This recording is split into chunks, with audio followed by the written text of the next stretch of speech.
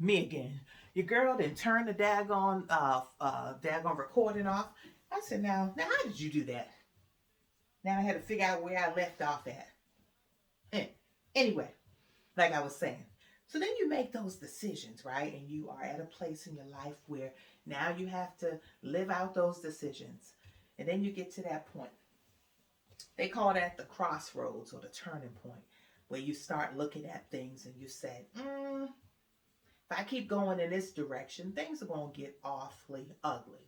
And your girl's going in a direction where things could have gotten awfully ugly. But thanks be to God, I turned it around. Listen.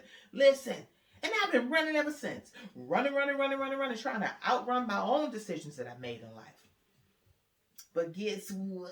It's all good because I am learning that everything that happened, I was not alone. I wasn't alone.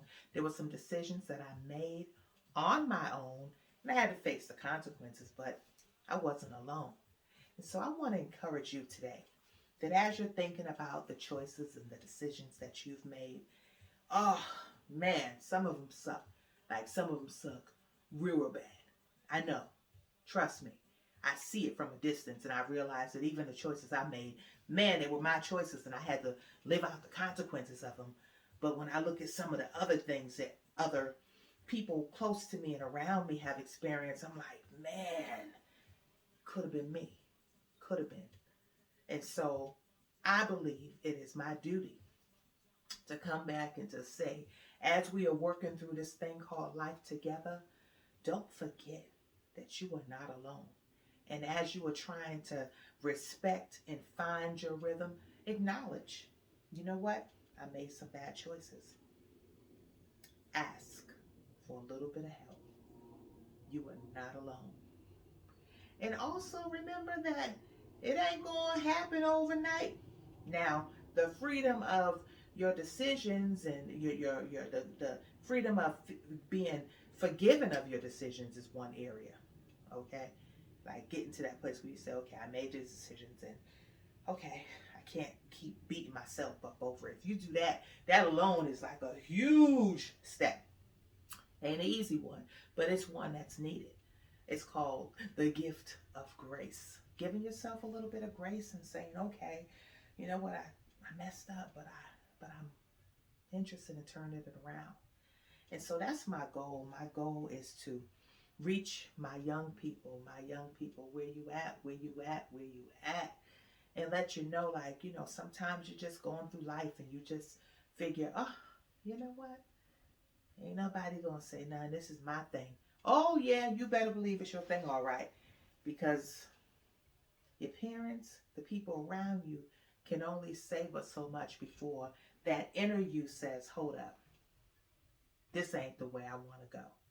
Now, if it's a choice you want to go, then hey, hey, I'm learning how to let folks live. And that's my biggest problem is I was trying to figure out my own stuff, and then I was trying to figure out how to help everybody else, and I was really falling short. But falling short to what extent? At the end of the day, I learned that I had to prioritize my health, start putting myself first. And my heart is still to encourage and to inspire. So guess what? Now I can do it in a way that doesn't pull so much from me. And I'm using it, you doing it in a way that will help me to keep my cup full. And so it's a journey. It's a journey. But I'm determined to, you know what? For those that want to come on the ride, let's do this thing. Let's do it together. I mentioned my podcast is coming soon. I'm going to do a little something there. Plan on going back home to Boston. Planning to, catch up with my old school folks, to my Charlotte family. I just want to thank y'all for your support. And yeah, just a few words. And thank you for coming to part 2. Lisa Carter Speaks.